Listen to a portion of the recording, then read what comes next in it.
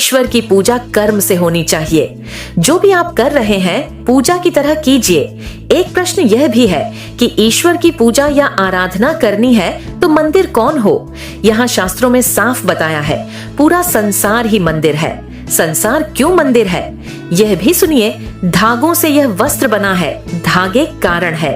इनको कारण कहते हैं, इनसे कार्य उत्पन्न होता है। वस्त्र में धागे हर जगह होते हैं, कार्य व्यापक होता है। जहां जहां तक कार्य का अस्तित्व है कारण जरूर होगा। हमारे यहाँ दर्शन शास्त्र में पढ़ाया जाता है कि कारण किसको कहते हैं।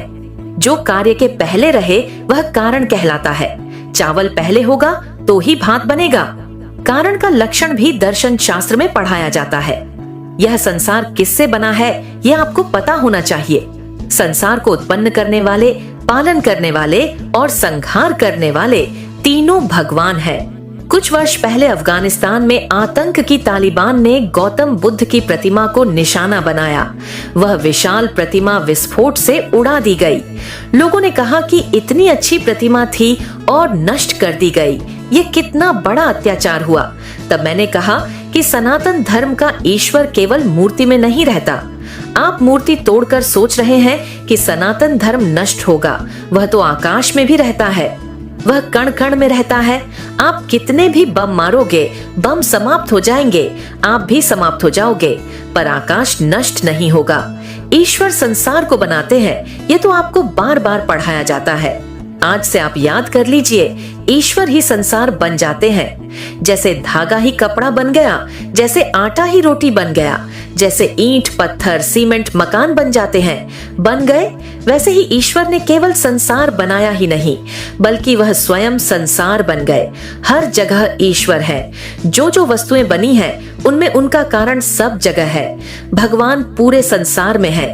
कारण व्यापक होता है, इसलिए एक वाक्य पढ़ाया जाता है, सर्वम खलविदम ब्रह्म। सब ब्रह्म ही है, उसके अतिरिक्त कुछ भी नहीं है। तभी तो तुलसीदास जी ने कहा, सिया राममय सब जग जानी, करूं प्रणाम जोरी जुग पानी। सिया राममय, यह पूरा संसार है।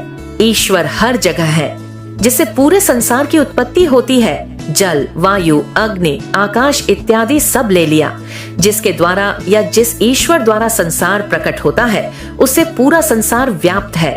ऐसे ही ईश्वर की आराधना अपने कर्मों द्वारा करनी चाहिए, तभी सिद्धि प्राप्त होती है। सिद्धि केवल एक जाति वालों को नहीं, सबको मिलेगी। शास्त्रों के अनुसार अच्छे कर्म करना, उसके लिए समय निकालना, अच्छे कर्म के लिए संकल्प लेना भी पूजा है।